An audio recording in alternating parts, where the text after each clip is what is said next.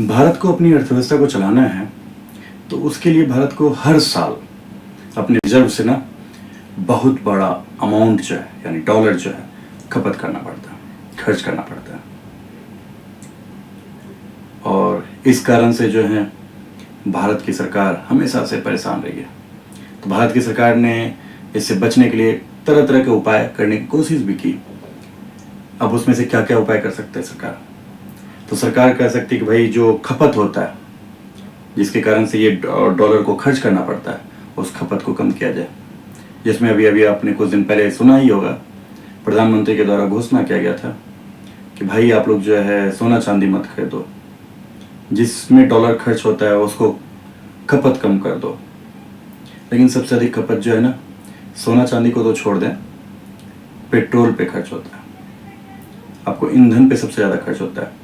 और आपको पता है कि कोई भी इकोनॉमी बिना ईंधन के नहीं चल सकता।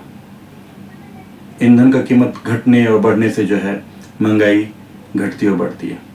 और ये आपको अभी हॉर्मोज वाला संकट से भी दिखा होगा। तो सरकार ने कहा कि भाई खपत कम करो, जो कि होने वाला नहीं है। आप अगर देख लें होने वाला नहीं है। दूसरा है उपाय तो ढूंढना पड़ेगा। तो दूसरा उपाय क्या हो सकता है? उपाय ये है कि भारत खुद का तेल भंडार खोजे जिस पे अधिकार हो भारत का, और उससे उत्पादन करे और फिर अपना जो है बाहर डॉलर देने की जरूरत नहीं पड़ेगी।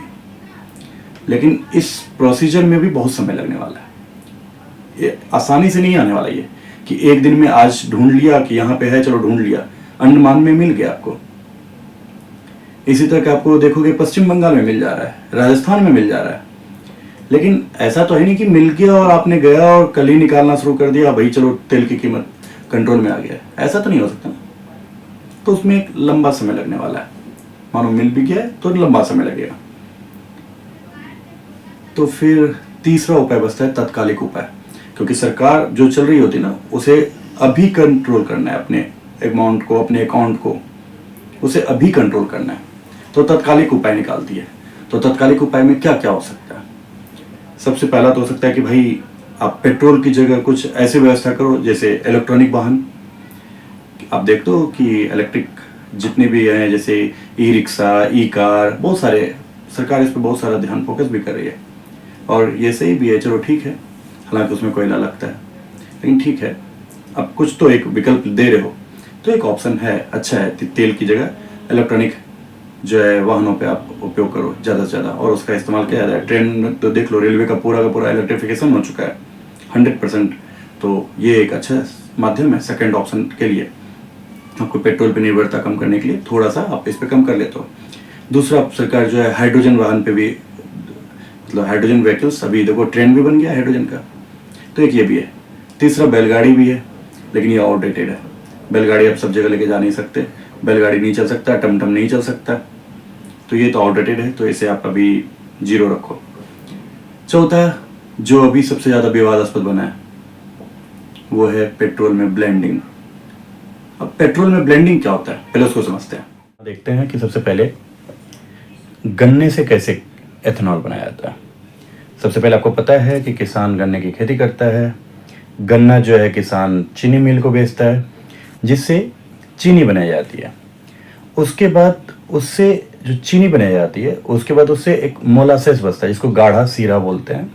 वो जो गाढ़ा सीरा होता है उसी को मोलासेस कहते हैं, यानी कि जो चीनी बनाने के बाद जो गाढ़ा सीरा बचता है उसे मोलासेस कहते हैं। तो जो मोलासेस बचा उसको फिर फर्मेंटेशन किया जाता है। फर्मेंटेशन करने के बाद, यानी उसमें ईस्ट डाला जाता है। ईस्ट डालने के बाद उससे क्या होता है कि एथेनॉल जो है, एथेनॉल और CO2 जो है उस मतलब उससे निकलता है। लेकिन एथेनॉल जो होता है ना वो पूरी तरह से भी शुद्ध नहीं होता। फिर उसके बाद जो है उसको जो है डिस्टिलाइजेशन किया जाता है और उससे भाप को अलग किया जाता है। जब भाप से अलग किया जाता है तो फिर लास्ट में शुद्धिकरण के बाद यानी 99.5 से 99.8% तक जो है एथेनॉल शुद्ध फ्यूल जो है वो निकल आता है। और बाद में इसी को जो है पेट्रोल में ब्लेंड कर दिया जाता है।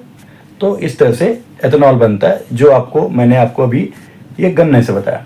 इसी तरह अगर आप देखेंगे तो मक्के से भी बनाया जाता है, जो अमेरिका में किया जाता है।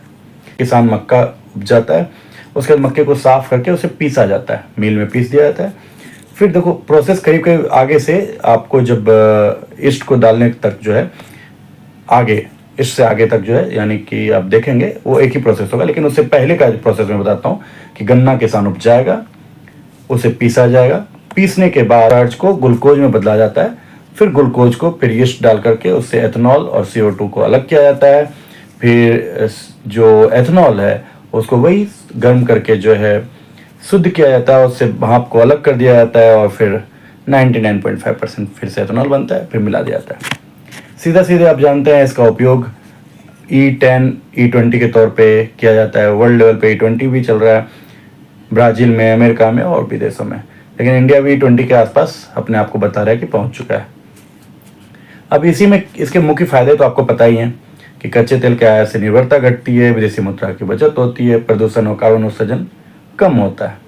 और कहा जाता है कि गन्ना जो मक्का किसान जो हैं उन्हें फ़ायदा होता है। अब कितना फ़ायदा होता है ये तो आपको पता ही है। तो आपने समझ लिया कि पेट्रोल में ब्लेंडिंग क्या होता है।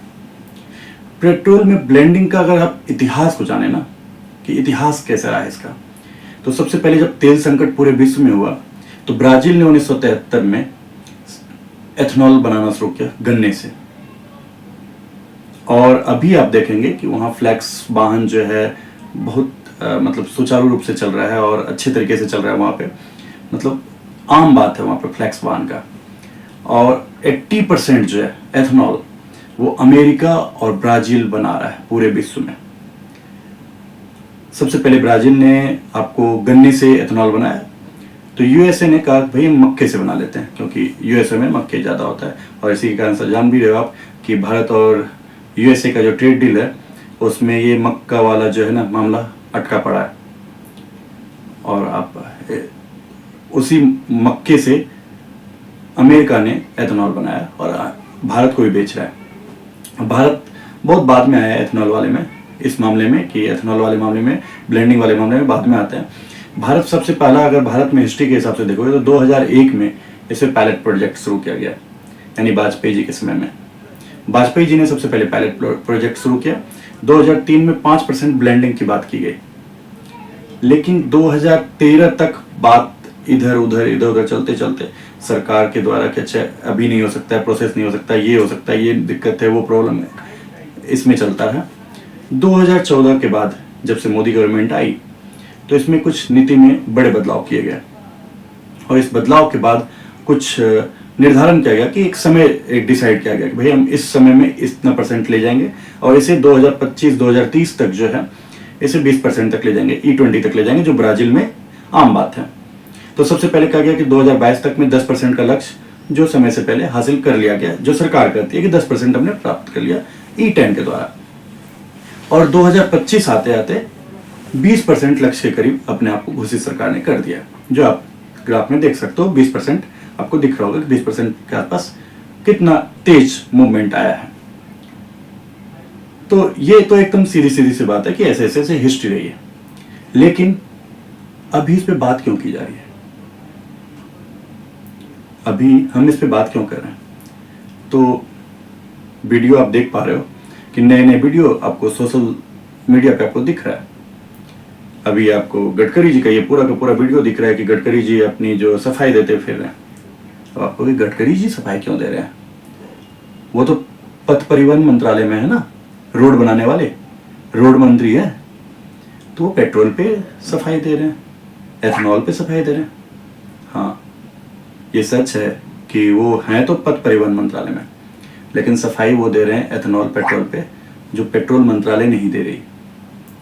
यानी सूरी जी नहीं दे रहे, हरदीप सिंह सूरी जी नहीं दे रहे, पेट्रोल मंत्रालय नहीं दे रहा, ये गडकरी जी दे रहे हैं। क्योंकि गडकरी जी ने ही एथेनॉल को अपना, जैसे लगता है, एक अलग डिपार्टमेंट लेकर के अपने डिपार्टमेंट में मर्ज कर रखा है और इसी कारण से वो सफाई दे रहे हैं। 2024 से वो लगातार एथेनॉल को प्रमोट कर रहे थे, तो वही सफाई दे रहे हैं सरकार की तरफ से कि भाई इससे किसानों को बहुत फायदा हुआ है, किसानों की आमदनी बढ़ गई है, विश्व लेवल पे जो है ऐसी ऐसी व्यवस्थाएं हो गई है, फ्लैक्स फ्यूल लगातार चल रहा है।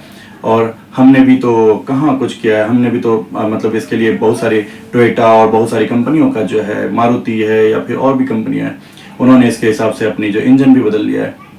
और ये जो सोशल मीडिया पे चल रहा है ये बहुत सारा बकवास है, झूठा है, कोई भी मेरे सामने नहीं आया है।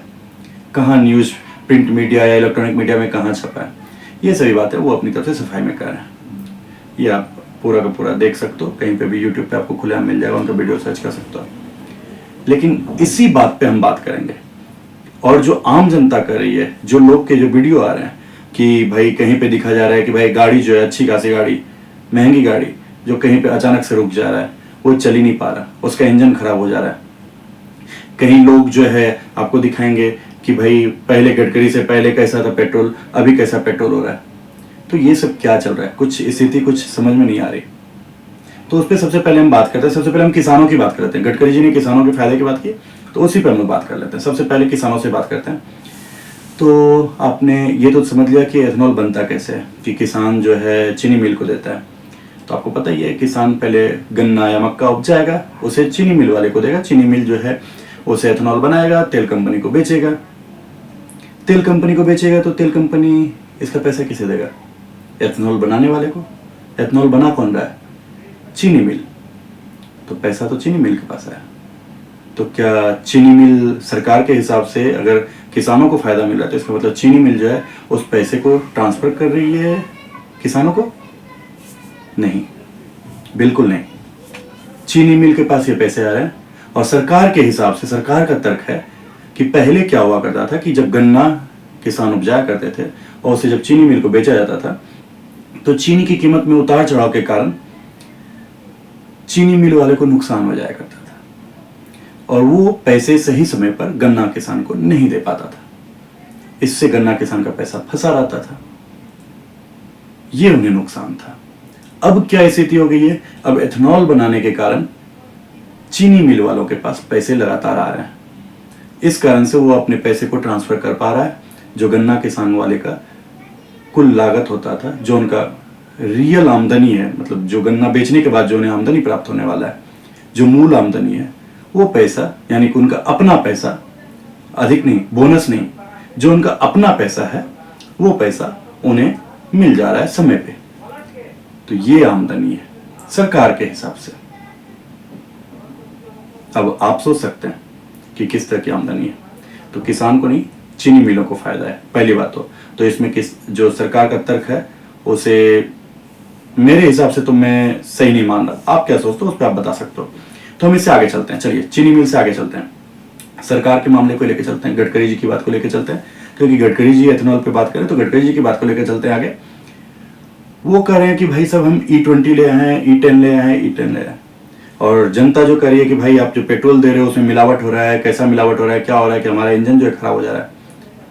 तो सरकार जबरदस्ती क्यों करना चाहती है किसी भी चीज में? जैसे आप पहले CNG लेके आए, तो ठीक है, आपने कुछ बसों को चेंज कर दिया कि भाई बस CNG वाली बसें चलेगी, सुप्रीम कोर्ट के द्वारा कहवा दिया कि भाई CNG बसें चलेगी। अच्छा, इस एरिया में CNG बस चलेगा, लेकिन आपने तो पूरे भारत में ही कर दिया कि नहीं भाई साहब आपको E20 तेल लेना पड़ेगा। अब पेट्रोल की कंपनी जो है, जो पेट्रोल की कंपनी है, चाहे कोई भी हो, वो ब्लेंडिंग करके क्या मिला के दे रही है? क्या उसका कोई आपने कुछ सर्वे या कुछ किसी तरह का डेटा जारी किया है कि उसका क्या असर हुआ है, क्या असर नहीं हुआ है? ठीक है, वर्ल्ड लेवल पे असर मिला हुआ है। भारत की कंपनी जो गाड़ी बना रही है उसका क्या असर हुआ है? अब आपको कंपनी का क्या भाई, कंपनी तो यहाँ भी वही है, वही कंपनी दूसरी जगह। तो आपने देखा होगा कि भारत में 40-41 डिग्री टेम्परेचर गर्मी पड़ता है, तो उसमें कोई भी गाड़ी जो है फुल नहीं जाता। उसका जो है बोनट जो है ऊपर से मतलब ऐसे नहीं लगता कि जैसे कि उसे नहीं होता आग में जलने पे फफोले से पड़ जाते हैं, वैसा नहीं होता। लेकिन आपने देखा होगा ना, यूरोप में 41 डिग्री टेम्परेचर के बाद फफोले से पड़ गए गाड़ियों को, गाड़ियों के टायर जो है वो पूरी तरह से गल गए हैं। भारत में नहीं होता 41 डिग्री पे। तो आप ये नहीं कह सकते कि अच्छा एक ही कंपनी है, वहां की गाड़ियां चली, यहाँ के अलग अलग जगह पे अलग अलग तरह की स्थिति होती है। तो यहाँ का इंजन, यहाँ का वातावरण, यहाँ की जो गाड़ी कंपनियां हैं, वहाँ का जो इंजन बनाया गया गाड़ियों में, वो किस तरह से रिएक्ट कर रहा है, इस पे आपका कोई रिसर्च है? अगर रिसर्च है तो उसे जारी कीजिए, लोगों का जो है मुंह बंद कीजिए। क्यों आप मुंह लोगों का खुला छोड़ते रहो? दूसरी बात कि जब आप किसी भी तरह का चीज लाते हो ना, प्रोडक्ट लाते हो, तो मानो ये सस्ता है, आपके हिसाब से सस्ता है, आप कह रहे हो सस्ता है, हालांकि मैं नहीं मान रहा कि आप सस्ता कह रहे हो तो उतना आप सस्ता को आगे ट्रांसफर भी कर रहे हो। न वो किसान को फायदा जा रहा है, न आम जनता को जो गाड़ी में यूज करे ना, उन्हें भी फायदा नहीं जा रहा है। वो सिर्फ पेट्रोलियम जो कंपनी है उसे फायदा जा रहा है। तो उस पर आगे बात करते हैं। पहले इससे पहले हम गाड़ियों पे रहते हैं। तो गाड़ियों में देखिए क्या हो रहा है कि आप पहले सीएनजी लाते थे तो सीएनजी सस्ता था, तो लोग उस हिसाब से अपना अंदाजा लगाते थे, भाई चलो सीएनजी सस्ता है तो एक हमको सीएनजी वाली गाड़ी ले लेते हैं। शुरुआत में जो खर्च पड़ेगा पड़ेगा, बाद में सीएनजी का खर्च सस्ता है, पेट्रोल डीजल से सस्ता है, तो लोग सीएनजी को प्रेफर करने लगे। उन्हें वो चीज़ अच्छा लगा, उन्हें वो लगा कि वो मेरे लिए इकोनॉमिक है, सस्ता है, हम इसको ले सकते हैं, यानी उनकी चॉइस थी। इसी तरह पेट्रोल और डीजल में था।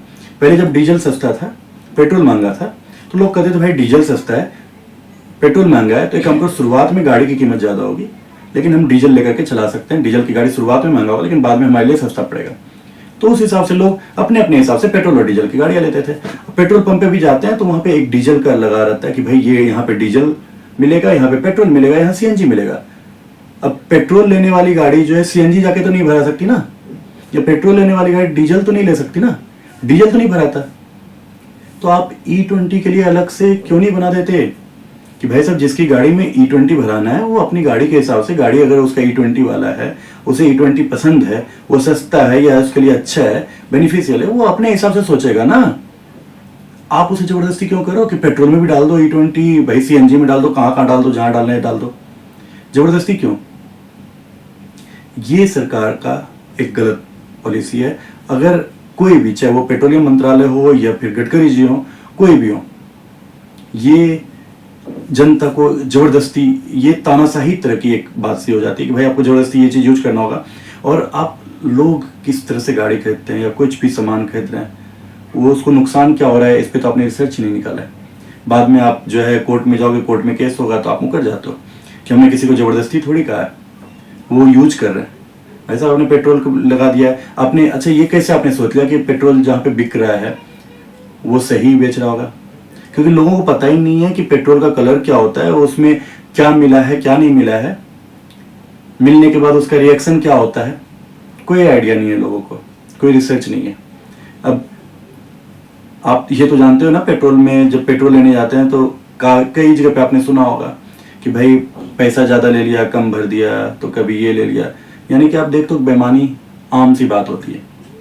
तो आप इतने ईमानदार तो नहीं है सारे पेट्रोल पंप वाले। आपको कैसे पता कि उसमें वो आपके हिसाब से वो कुछ और चीज़ ना मिला रहे हो? क्योंकि आप देखोगे जो आम लोग जो वीडियो जारी कर रहे हैं उसमें देख रहे हैं कि हर एक जगह पे अलग अलग तरह का कलर दिखाई दे रहा है। कहीं पे उसमें झाग दिखाई दे रहा है, कहीं पे चीनी लगता हुआ दिखाई दे रहा है, कहीं पे चींटी लगता हुआ दिखाई दे रहा है टंकी में, किसी का टंकी खराब हो जा रहा है, किसी का मोटर खराब हो जा रहा है, किसी का इंजन खराब हो जा रहा है, किसी की गाड़ी को खींच करके ले जाना पड़ रहा है, नई गाड़ी है, पुरानी गाड़ी है, तो आपने कोई व्यवस्था ही नहीं की। अगर आपने एक अलग से बना दिया होता कि भाई यहाँ पे E20 वाला ही पेट्रोल या डीजल जो भी आप बेच रहे हो, जिसमें ब्लेंडिंग करो, हालांकि पेट्रोल में करो तो पेट्रोल ही अलग E20 वाला मिलेगा, तो वो अपने मर्जी पे होता, तो फिर उसमें कितना मिलावट करता नहीं करता वो उस पर डिपेंड करता है ना, जिसको लेना है वो जानेगा ना। हाँ, उसके साथ साथ आप उस पर मतलब कोई भी किसी तरह से एजुकेशन नाम का कोई चीज़ ही नहीं किया आपने, केवल बस जारी कर देना है। नहीं, मेरा मन किया आज उठे बस जारी करना है। भाई अच्छा चीज़ है तो उसको अच्छे तरीके से प्रमोट करो ना, ऐसे क्यों प्रमोट करो जैसे कि जबरदस्ती किया जा रहा है और जिसका कि विरोध होगा। तो बस मेरी आपसे मतलब गडकरी जी से, मोदी जी से बस एक ही विनती है कि आप जो है जनता को तय करने दो, जबरदस्ती मत करो इन सब चीज़ों पे।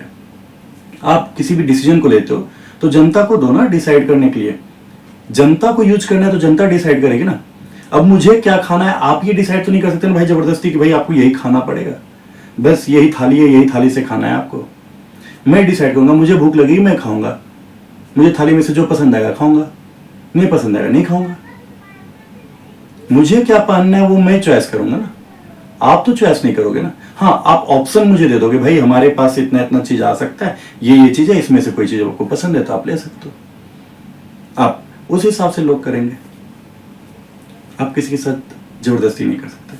तो मैं पेट्रोल में ब्लेंडिंग के बारे में यही कहूँगा कि ये जो विवाद चल रहा है ये गैर जरूरी है, इसे बहुत आसानी से बहुत अच्छे तरीके से सेटल किया जा सकता था, लेकिन सरकार और खास करके गडकरी जी के द्वारा इसे जबरदस्ती थोपा जा रहा है और इसके लिए कोई नई व्यवस्था नहीं बनाई जा रही और अभी भी कोई तत्कालिक ऐसे कदम नहीं उठाए जा रहे जिससे कि लोगों के मन में जो दुविधा है, जो मतलब उन्हें जो दिक्कतें आ रही है, उनके जो पैसे गाड़ी कमाई जा रही है ना, लूटा जा रहा है ना, उस पर रोक लगाने की कोई व्यवस्था नहीं की जा रही।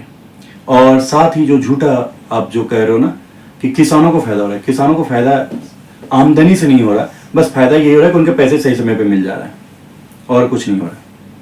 हाँ, आप अगर चीनी मिल को ये कहते हो कि भाई आपको अगर इतने एथेनॉल इससे आपको प्राप्त हुए हैं, एथेनॉल बेचने के बाद आपको इतना प्रॉफिट हुआ है, तो भाई उसमें से कुछ बोनस दो। प्रॉफिट हुआ है तो आपके वो पार्टनर्स हैं, पार्टनर्स को बोनस दो, जैसे कंपनियां देती है। तो आपने बोनस देने की बात करवाई। अगर बोनस देते हैं तो फिर किसानों को आमदनी होगी। अगर किसानों को वाकई में आमदनी करना चाहते हो तो चीनी मिलों को कहो कि बोनस दे, डिविडेंड दे, या अपने पार्टनरशिप दे, शेयर दे, तो फिर बात बनती है। अब आप क्या करते हो, कैसे करते हो, ये आप जानो। और आप लोगों की क्या राय है, आप लोग बताएं, कमेंट करें और शेयर भी जरूर करें। धन्यवाद।